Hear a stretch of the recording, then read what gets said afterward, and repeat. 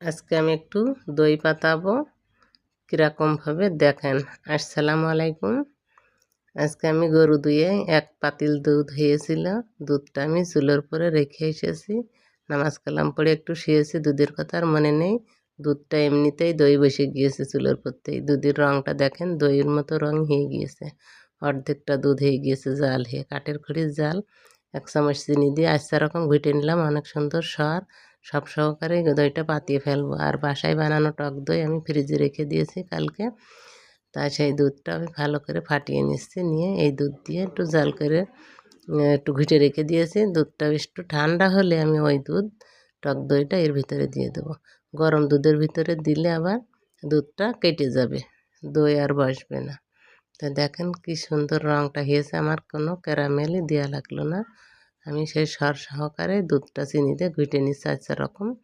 দুধটা একটু ঠান্ডা হওয়া পর্যন্ত এভাবে ঘুরতে থাকবো, নাড়াচাড়া করে সরটাও বেশ এর সাথে মিশিয়ে দিচ্ছি। অনেক সুন্দর পুরু সর হয়েছে, দুধের খুবই একটা সুঘ্রাণ বেরোচ্ছে, মোটা সর পড়েছে, বাসনাতেই ময় হয়ে যাচ্ছে। দুধের একটা মিষ্টি সুঘ্রাণ আলাদা। এখন আমি এই যে বানিয়ে রাখা সেই টক দইটা এর ভিতরে দিয়ে সুন্দরভাবে একত্রে মিশিয়ে দেবো।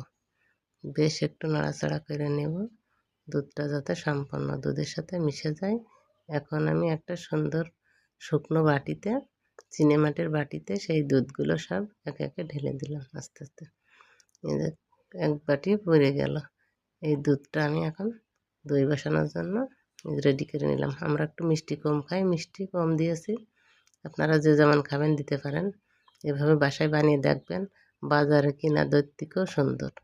যে যেমন খেতে চান, মিষ্টি বা টক, এমন বেশি টকও হয়নি আবার মিষ্টিও নাই, অনেক সুন্দর হয়েছে।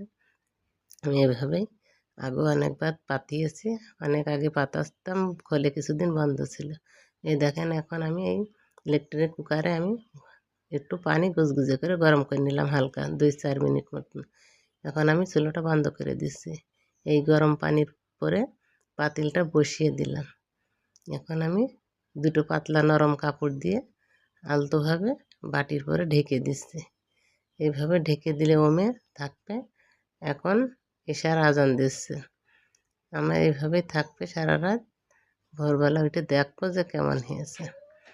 এই যে ফজরের আজানের সময় আমি নামাজ কালাম পড়ার সময় দেখছি, দেখে আমি এখন কিছু সময় এই সকালবেলা ফ্রিজে নরমালে রেখে দিচ্ছি।